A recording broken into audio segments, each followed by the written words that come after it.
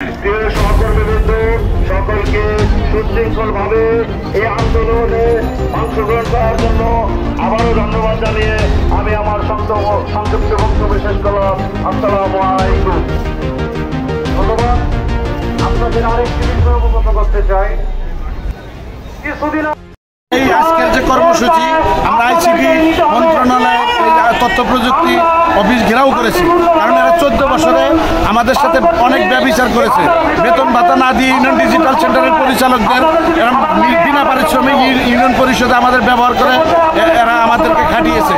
দেয়নি কোনো টাকা, দেয়নি কোনো স্বীকৃতি। সারা বাংলাদেশে শুধু আমাদের নাম করে কোটি কোটি টাকা মনে করে আত্মসাৎ করেছে, কিন্তু আমাদের কোনো সুবিধা নেই। আমরা মূল দাবিতে এসেছি, 14 বছরে আমাদের পিঠে দেওয়াল থেকে গেছে। আমাদেরকে জাতীয়করণ করে বেতন ভাতার ব্যবস্থা করতে হবে, নইলে আমরা এই কার্যক্রম এই কর্মসূচি আমরা আরো কঠোরতর ঘোষণা দেওয়ার মানে সিদ্ধান্ত গ্রহণ করব। আমি মাননীয় তথ্য উপদেষ্টা নাহিদ ভাইয়ের দৃষ্টি আকর্ষণ করছি, আপনারা আমাদের জন্য আপনি কিছু করুন, আপনি আমাদের জন্য কিছু বার্তা দিন। আপনার অপেক্ষায় আমরা সারা বাংলাদেশের উদ্যোক্তারা বসে আছি। আপনারা তো সবই পারেন, আপনারা তো দেশকে ভালোবাসেন, মানুষকে ভালোবাসেন, আমাদের জন্য কিছু করেন, এই আশাই আমরা করতেছি। এখানে কি কি সেবা দিতে বলছে?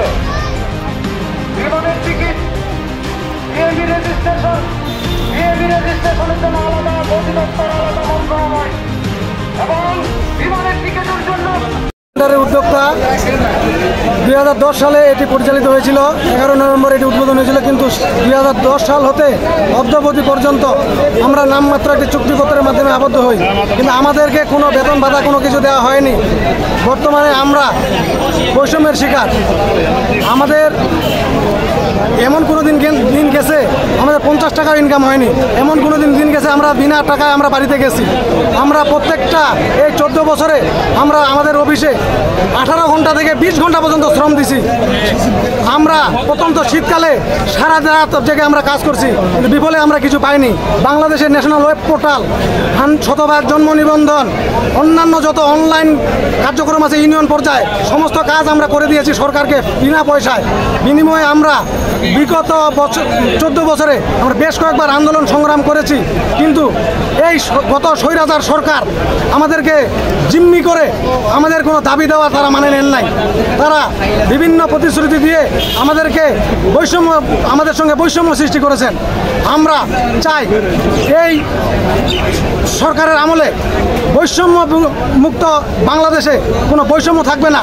ঠিক তেমনি আমরা এই সরকারকে আমরা একটি দাবি দিতে চাই, সেটি আমাদের প্রত্যেকটা ডিজিটাল সেন্টারকে জাতীয়করণ করে বেতন ভাতার আওতায় আনার জন্য আমি বিনীত অনুরোধ করছি।